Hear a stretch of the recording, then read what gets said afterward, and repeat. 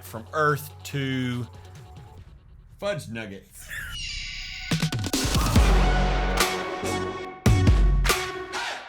Hey there, nomads of lore. I'm Sean. And I'm Jonathan. And together we are Mead and Mischief, your home away from no home. Awesome. And today we're going to do a brief summary of episode 1 of Stargate SG1. 1 and 2, technically. Two-parter. Okay, two-parter. Because as we discussed in the video maybe that you linked from this, which is basically that SG1 is a hidden gem we both liked, and we wanted to share it with you. But episode 1 has, because it was on Showtime, it has a little bit of nudity in it. And so for that sake, if you didn't want to watch episode 1 and you just wanted to know what goes on so that you can continue on throughout the season, we're going to give you a little small, Sean is going to give you a little small summary of that, and then we'll be done. As we discussed in our Hidden Gem Stargate SG1 video, link in the iCard, this came off of the film Stargate, right? And in that film, our characters, some of them in this show, they went from Earth to fudge nuggets. What did you do? I can't remember. Because it's stuck. Apophis. Abydos. Is it Abydos? Thank you. Okay. Okay, try again, third time. Abydos. And so Sean is going to do that now. As we discussed in our Hidden Gem Stargate SG1 episode, link in the iCard, this is based off and a continuation from the film Stargate, right? The 90s film Stargate. And in that film, the military characters and Daniel Jackson go from Earth to a planet called Abydos, kind of this desert, Egypt-like planet.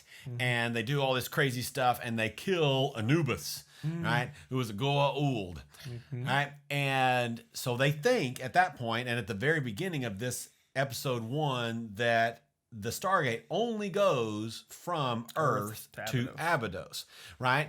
And that Anubis was the only Goa'uld, and he was the only bad guy. And so the Stargate basically just sits in a warehouse. And at the opening scene, there's these military, Marine, Air Force people sitting around playing cards, and the Stargate opens up. Oh no. And then Ra shows back up. Or they think they do, because his eyes glow, right? It's not Ra. We figure out later that it is Apophis, the brother of Ra. So they killed Ra, and now Apophis is the main bad guy. And so that happens, and then they're like, oh no, what's going to happen? So they go and they get Richard Dean Anderson, Jack, and they say, hey, we need your help because you know, what did you do? Because he told them that they blew it up. They told them the mission was successful. Daniel Jackson died. He's dead. And so they set up, and they're going to, and he comes, and they're going to send a new, bigger bomb and they're all mad at him. We meet General Hammond, and they're all mad at him because, like, well, you lied, you falsified your report, and they're not dead because Ra showed back up. Because he's back. Yeah. And Jack says, well, no, Ra's dead. We blew up the bomb right in his face on his ship. He's definitely dead. Daniel, on the other hand, well, maybe he got married to this girl and he's still and alive. He's somewhere. Yeah. And else. So they're going to send a probe and whatever. And they want to go, but they're afraid because they don't know for sure whether Daniel's alive or the bad guys got him, what's going on. And so, Jack, being smart, sends a box of Kleenex through the Stargate because Daniel has allergies, and then Daniel sends it. He gets it back with written Sharpie. Somehow he still has Sharpie of, thanks and more. And so then they go and they're going to bring him back, and they discover, oh, okay, Ra is dead. Daniel's like, oh, this must be his brother Apophis, and Samantha Carter comes with them because she's the foremost expert on the Stargate, and she tells them, well, I should have gone on the first mission, but I didn't. I don't even remember what reason she gives for her not going on the mission originally, but so she goes and she meets, and she geeks out with Daniel Jackson, and they discover through this cartouche on Abydos that the Stargate in fact goes to bunches of places, and that even though they tried dialing a bunch of stuff, Samantha says, well, it's because planetary alignment shift, and so she's brilliant, and she gets to fix it. So now the Stargate can go to lots of places. They end up going to the place that Apophis went. They the guy was able to read the symbols, or they were able to track it. Remember, they go because Apophis took this female Marine and some other all the people that were in that room. They took those humans with them, and so they go to on a rescue mission, and they go to find them. They end up getting captured by bad guys because that's terrible. And then so they're in prison, and with all these other people, they meet back up with their Marine folks, and the chief guard is Teal'c. He's got his serpent thing, and all that happens, and Teal'c goes in there and he looks at them, and whatever, and then there's this big dramatic scene where these people. He also meets back up. It's worth mentioning. It's important to mention he meets back up with the kid. It's escaping me what his name is, but the kid that is saluting him and whatever, and is in the movie, and it's so sweet, and what he gives him his lighter and all this stuff. And so they meet back up with him, and he gets stuck in prison, jail, whatever, with them, and then there's this big dramatic scene where the old people walk through, and they look like Egyptian whatever, and they come in and they take some of them, and we see the lieutenant or whoever she is, this blonde-haired lady.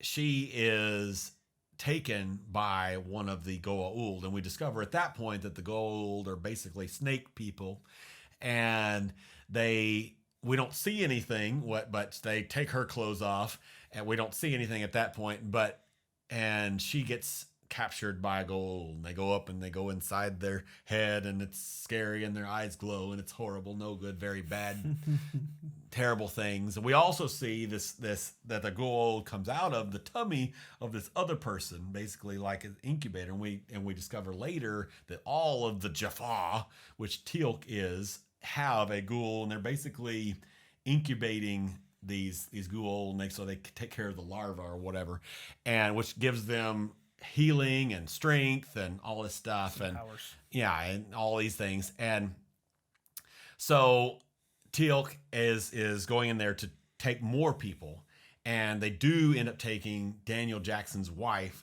Oh no, and that's where the nudity comes in, because I don't know why they didn't show the one but did show the other. It would have been just a lot easier for us all, and we wouldn't have had to make this video. They just didn't show either one. They just didn't show either one, but whatever. And so she's taken. Oh no. And of course Daniel's really mad about this.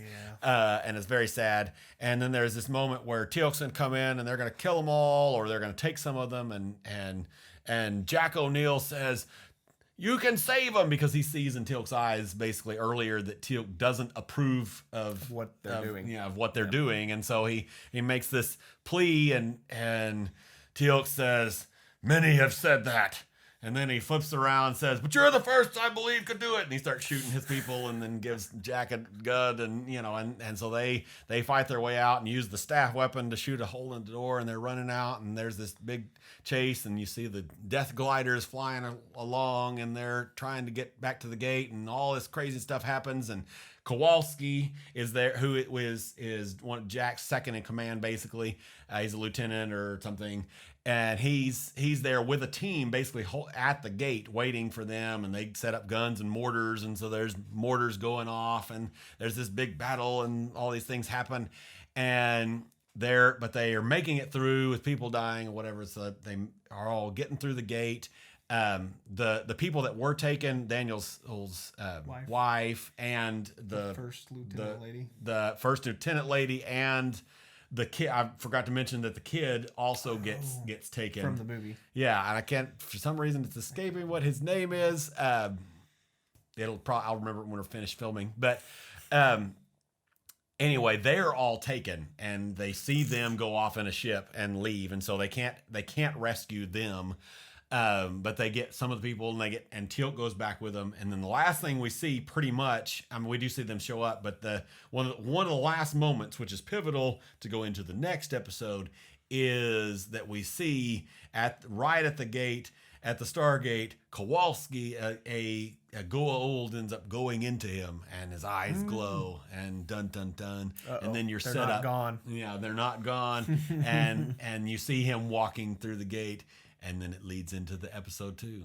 Dun, dun, And dun. look, now your nudity-free gateway into Stargate. Stargate SG1. That's awesome. We hope you liked it. Enjoyed this short little video. Please watch SG1. Yeah. Start with episode 2. Continue or on. one if that's Or 1. yeah. Whatever. Hope you enjoyed it. Like, comment, subscribe below. We'll see you guys. Bye.